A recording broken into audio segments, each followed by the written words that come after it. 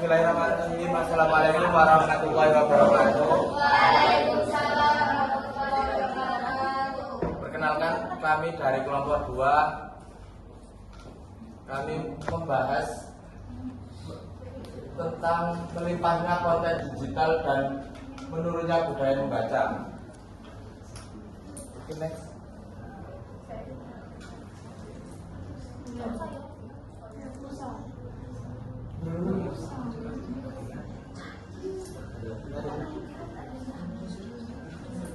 Perkenalkan, nama saya Muhammad Amin Asyari Maulidi, NIM 169.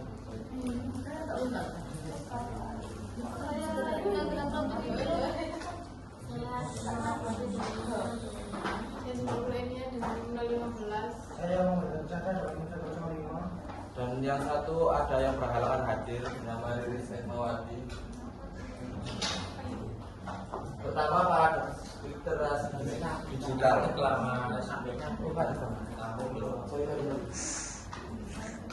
Yang pertama, paradoks literasi digital. Paradoks literasi digital merupakan perkembangan teknologi digital yang telah mengubah cara kita mendapat informasi. Namun dibalik kelimpahan informasi digital terjadi paradoks literasi yang justru menurun, sehingga banyak konten semakin sedikit orang yang membaca secara mendalam.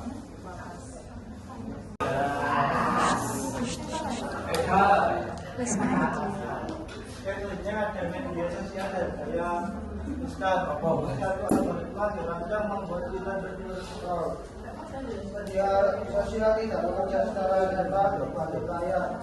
Terdapat algoritma yang dirancang untuk mempelajari kebiasaan pengguna, apa yang disukai dan didownload lebih lambat direkomendasikan dan dibagikan. Berdasarkan data tersebut, algoritma akan menjadikan informasi serupa secara terus. Yang kedua, ada perhatian berbeda. Membaca menjadi teman-teman pelatih kuis. Paparan paling singkat, cepat dan berhati-hati melatih otak untuk terbiasa informasi yang guna berpindah dari satu pertanyaan ke yang lainnya dalam bukan detik. Meningkat dari Ustaz, informasi yang cepat, mudah dan praktis. Media sosial turut membantu budaya Ustaz, yaitu cara pandang bahwa segala sesuatu harus cepat, mudah, praktis dan memberikan hasil.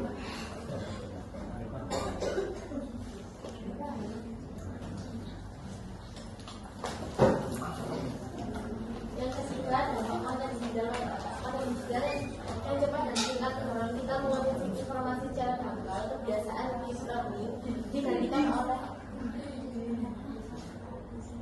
reading digantikan oleh skimming atau skimming. Penelitian menunjukkan pola digital mengubah struktur otak, area fokus panjang menyusut, sementara area multitasking meledak.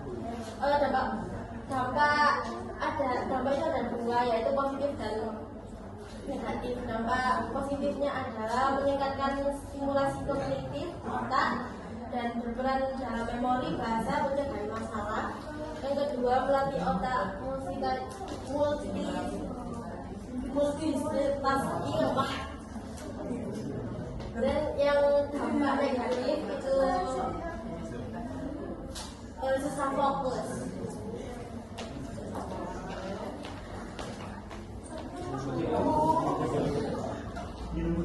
Selanjutnya, literasi bahasa di Indonesia.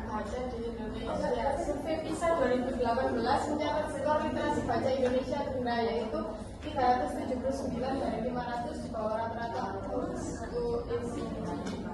Kemampuan literasi baca di Indonesia masih tergolong rendah jika dibandingkan dengan negara lain.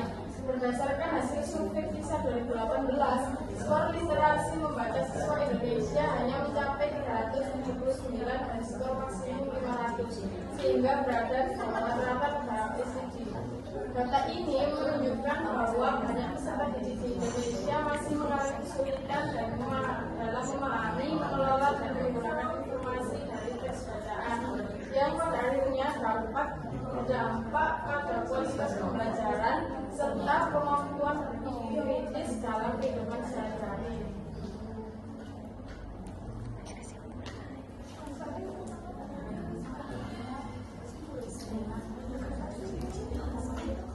Baik, apakah ada pertanyaan?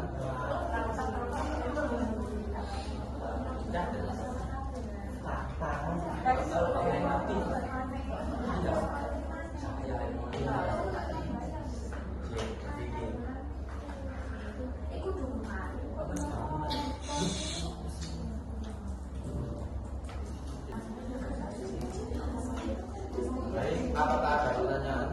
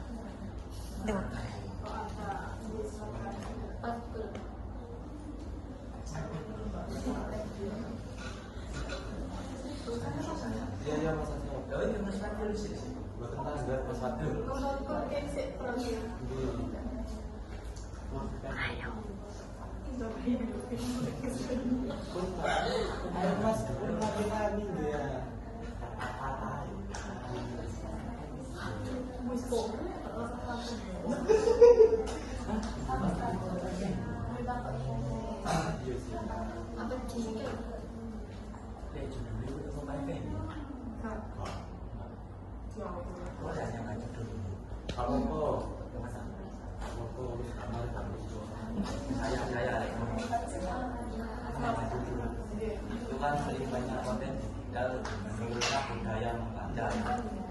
Mungkin menurut saya itu banyaknya konten digital terkait pembahasan apalah, kan sekarang itu anak-anak itu sering membaca lewat medsos kan, terutama di TikTok.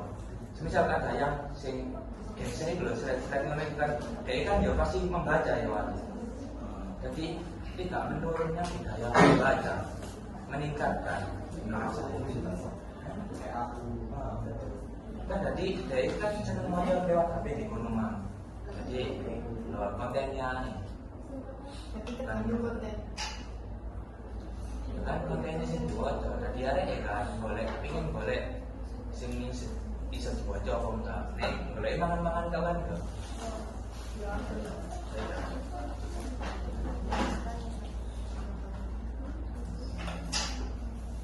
Terima kasih.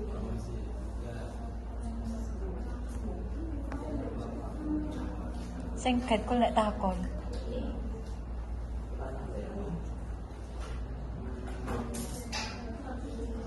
Apakah ada perbedaan antara kualitas pemahaman antara membaca Perbedaan adalah kualitas pemahaman?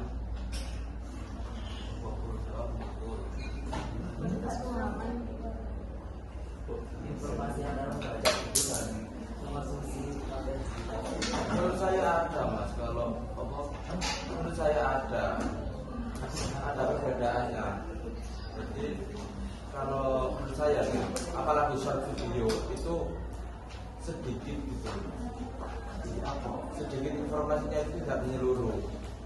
Contoh kecuali kalau kita membaca buku digital, itu menurut saya itu kita belajar untuk memahami dan mencerna mencerna apa yang ada di buku apa yang ada di tulisan tersebut.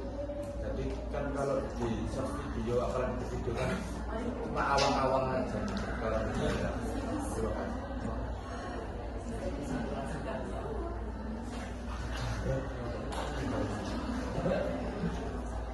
Jadi menurut saya itu lebih baik membaca dulu, baru kalau dia bisa menjelaskan itu membuat video, tapi yang dengan jelas dan menjabarkan semuanya.